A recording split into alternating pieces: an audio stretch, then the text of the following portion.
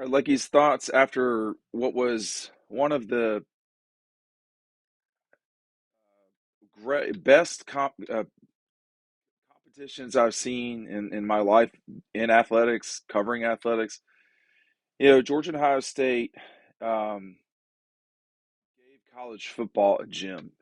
Michigan and TCU did as well. And, now we are a week away from Georgia possibly capturing a second national championship in a row after going 40 years too long without one.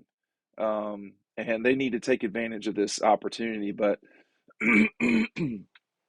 I just don't.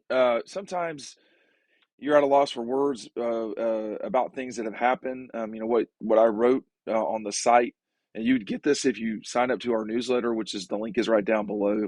It's free. Make sure you're doing that. But it just was, we were, when you were talking to Georgia folks after the game or just the reaction, I mean, people were dumbfounded. I watched Todd Monken walk around. It seemed like just trying to collect his thoughts from what he had just seen. And he was a huge part of that. I mean, when you think about the way that Georgia went for it, and what I mean by that is they chose to try to win the game. They chose to not give up. They were super aggressive throwing the ball. It worked running it too. But Todd Monken, was just like, I mean, I don't know how to describe it. I saw Todd Monken, Stacey Searles, Brian McClendon, Mike Bobo, Minshew was out there. And people just couldn't like process what they had seen. Like, I've been around the block a little bit. I obviously did not cover Georgia in the 80s or the 90s. I don't know what it was like in 1980 for the national championship. I've seen that game. None of those games were like these last few years where you had, just for as, this game is probably, and you have recency bias. This game really, I think is probably better than the Rose Bowl. It just wasn't the Rose Bowl. And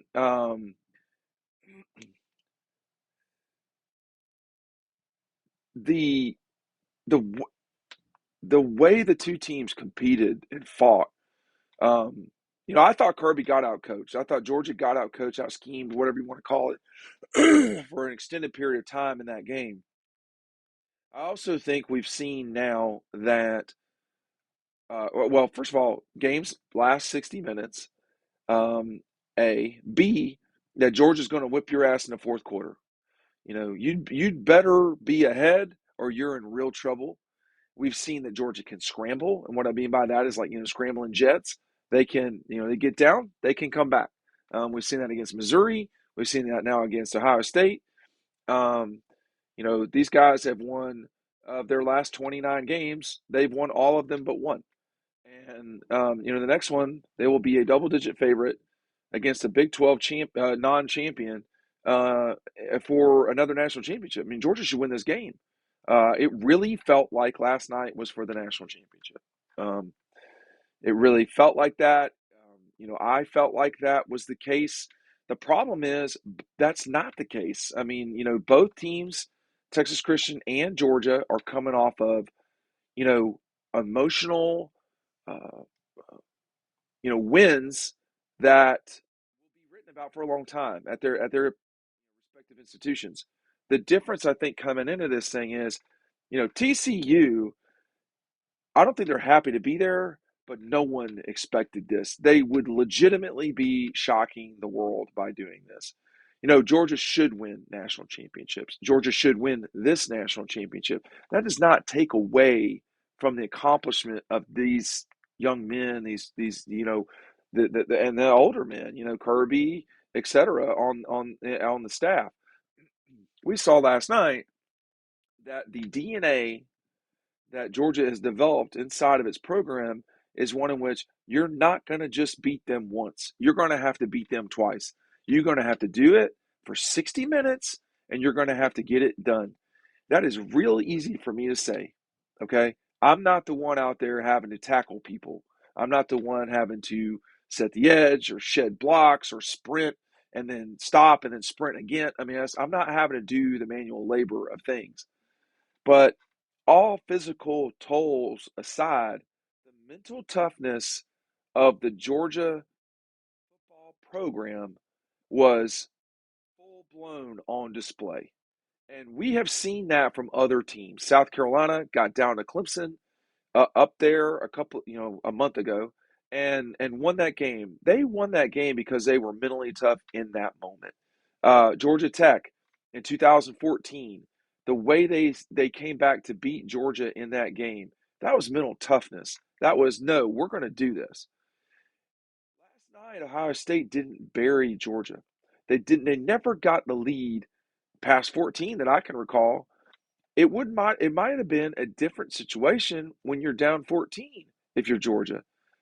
But these more than 14. Maybe they were, y'all. I can't remember every single detail. I'll be honest with y'all. I can't, I've got about 170 or 80 gigabytes of images to go through still. It's hard to do these night games. I don't think people understand, for the players and the coaches, I don't know how they sleep. I don't think they do. But it's hard to get all the data and push it and turn it right back around. That's challenging for for us. Excuse me. Generally speaking, these night games make it close to impossible to do that. So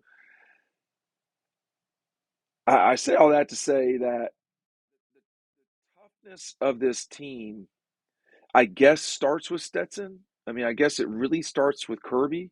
Again, y'all. I mean, he got out schemed, out coached, out playered for a moment there with Harrison, but and Stroud, which played about as well as he could play and lost. Um, but I think what has to be, what you got to, where credit is due for Kirby. See, this is very nuanced right here. Okay, is that where my view is that he got out coached. He did not like let that weigh him down. He probably understood Ryan is calling a really good game right now. He is doing to us, what he needs to do. So there's mental toughness for Kirby as well, right? So when you and like I'm gonna call, like I said, listen, y'all, when they win, it's harder to criticize. It's kind of blank criticism. But what I'm trying to say here is very nuanced. Again, as a coach, I've never been a coach, but as a person, you cannot let what happened to you at noon affect what happens to you at 12:15. That's easy to say, and that's what happened during that game. He did not panic. He correctly kicked the field goal when Georgia could not. He was going to go for that fourth down and just didn't want. He correctly kicked that field goal with Jack. Okay, he correctly called time right there. He got out coached, and then he out coached Ryan Day. That's just what it was, and um, he out coached Luke Fickell at the end of that game. Kirby has progressed as a coach. You know, I'm gonna tell you right now. If they win the national championship, we have a better idea because of the things we've done in the past. What we're going to do moving forward for 2023. Experience matters a lot, and there's probably no one player who has the experience. Christopher Smith, that angle that he took against C.J. Stroud, I think it was Christopher Smith. It might have been Bullard. I don't know. It was a 20 number. Everything's a blur right now. Whoever did not take the right angle, that nearly cost Georgia. Stetson going too fast at the end nearly cost Georgia.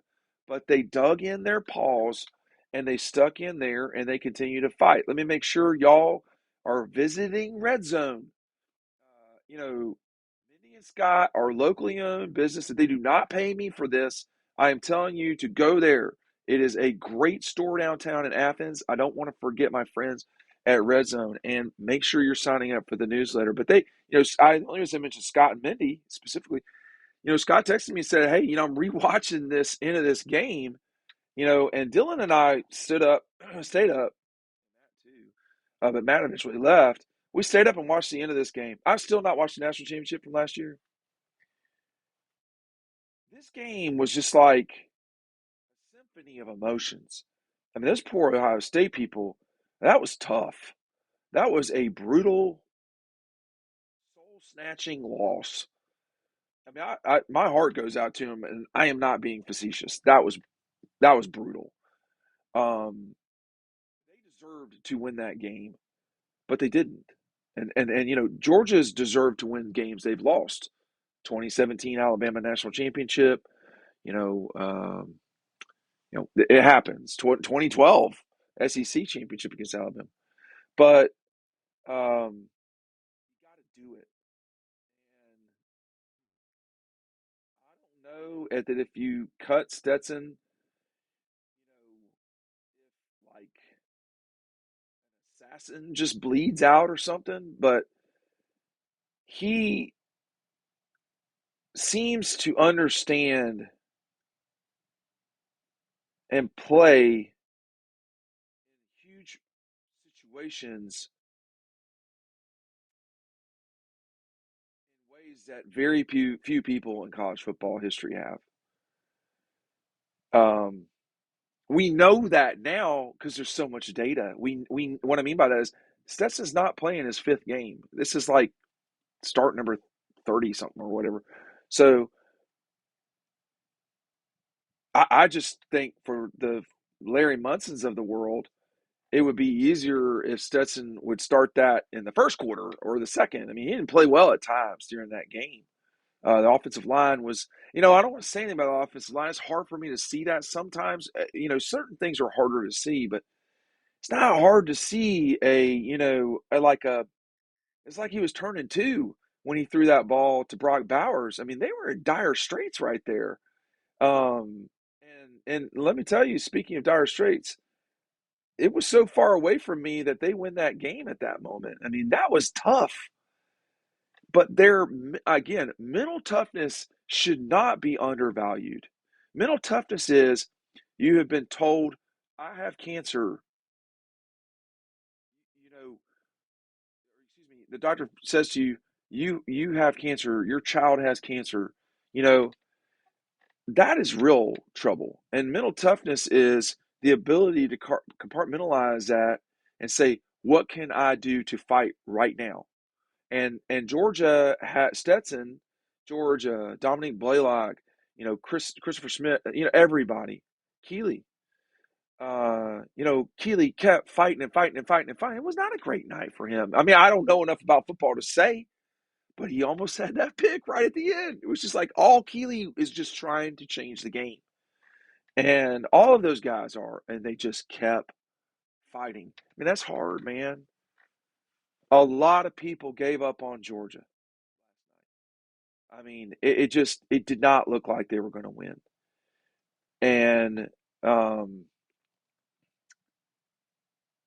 but what is happening up here? Like, what is happening between their skulls that I mean, what are the ping pong balls going around in Stetson's head when he is down 14, you know, has to kick a field goal? The defense just kind of did enough, right? It was not a great night for the defense. And like Schumann looked exhausted. They all looked exhausted. Like I bet they lost weight as a just like as a I bet collectively the football program lost, pounds or dozens of pounds because folks were just sweating in the stands. AD Mitchell runs over after the game to say hi to his parents or his people. The Redcoats were bringing it the whole time. There were three staffers to the right of me, and I was in the exact position where you should be as a photographer for these moments. And it happened to be the same exact moment, or excuse me, space where I was for the national championship against Alabama in double overtime or whatever it was, overtime. And, here comes Tua down second and 26, mental toughness, threw the ball, Devonta scores a touchdown. I have a beautiful image of that. That's one of the best images that captures the moment and shows everything. I was in that spot, right? And I could hear the Redcoats panic when they were lining up that kick. Immediately heard the number one thing you can hear on a field is when a field goal goes wrong. You hear it quick because the crowd hears that, man. They don't hear it. They see it immediately. If you don't really hear anything, then it's a good. I mean, that's the kick. But if you hear a lot of pandemonium, they've missed the kick. And you heard it. You heard that screech of sound, the wall of high pitched noise of grown men starting to cry. I mean, it happened again, and women re-embracing their youth and probably watching the ball flutter away, and they get to spend one more, there's one more game to talk about it with grandpa or dad or whoever.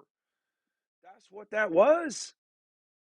It's not about anything else. I mean, for the people who are not playing in Silver Britches, that's what it is. They're connecting with their past. And there were a lot of frustrated people in the third quarter. I did not see Aaron Murray at the game. I'm sure Aaron was in a panic during that thing. Aaron, you can text me and tell me if you see this. Ben Watson was there. I mean, guys were on pins and needles, man. And that was just one of the all-time great games that I've watched. I mean, that was Federer, Nadal in the fifth. That was all of it. Problem is, that was a semifinal. You know, do you believe in miracles? Was the semifinals. You got to go beat this. You got to go beat the Swedes now, and it's not the Swedes. You know, it's TCU. You should do that. Thanks for watching. Get the newsletter down below.